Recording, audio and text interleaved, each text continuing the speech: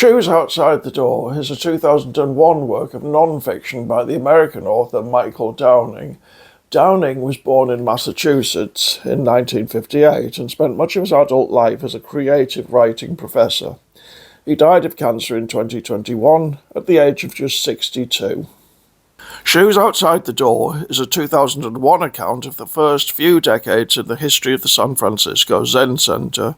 It's based on interviews Downing conducted with many of its early members, and it revolves around an event that the author and several of his interviewees call the Apocalypse, when the then head of the centre, Richard Baker, suffered a spectacular fall from grace. The book's title is a reference to the extra-marital affair his followers realised he was conducting with the wife of one of the centre's supporters in 1983. The centre was founded in 1962 after a Zen priest in San Francisco's Japantown attracted a large number of Western followers, drawn by the positive depiction of Buddhism, especially Zen Buddhism, in beat literature. Shunryo Suzuki had been a master at a Japanese temple, but he wanted to found a new kind of Buddhism in America, one not so tied to East Asian traditions. He quickly settled on Richard Baker as the man who could help him realise his vision, and he installed Baker as the new master just before dying in 1971 at the age of 67. Baker seems to have been a combination of gifted fundraiser and, on the evidence of this book, a dubious rogue. The extramarital affair, which effectively ended his tenure, was only one of several. In his own words, relayed in Chapter 23, during the 21 years from 1962 to 1983, I had relationships with 7 or 8 women. Relationships related in various ways to the San Francisco Zen Centre. He goes on to defend that admission, but Downing isn't fully convinced. The question of how vulnerable some of the women were is inescapable. Baker initiated the sex, one of them says, the first time and every time. It was never up to me. This was not a love affair. That would imply parity. I was very much his student. Another interviewee says the sexual misconduct was just the tip of it.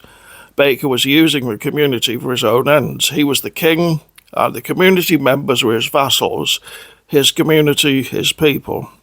Among other things, he persuaded the community to buy him a BMW, and he built up an extensive art collection.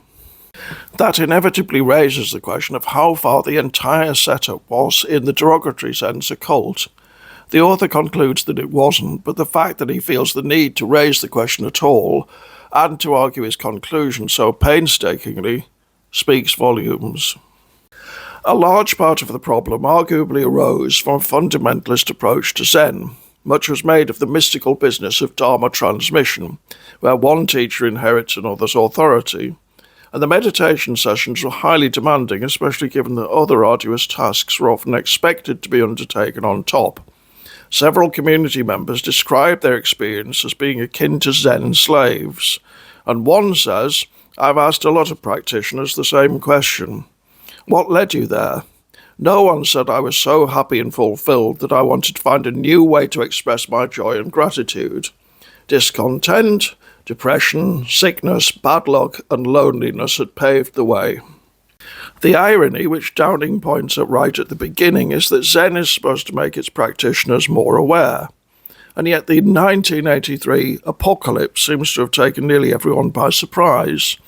By any common sense standard, Downing says the most seasoned meditators at Zen Centre repeatedly flunked simple tests of self-awareness.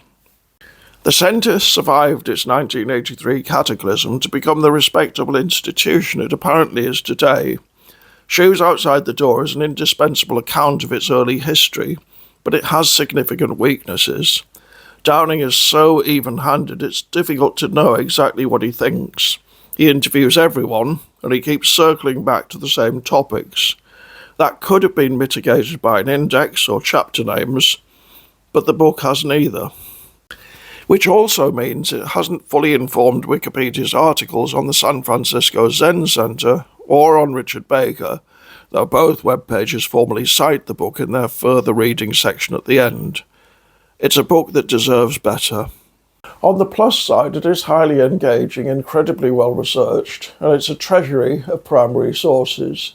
If you can find a copy, sadly I think it's out of print in Britain, and you're at all interested in the arrival of Buddhism as a mass movement in the West, I'd strongly recommend it.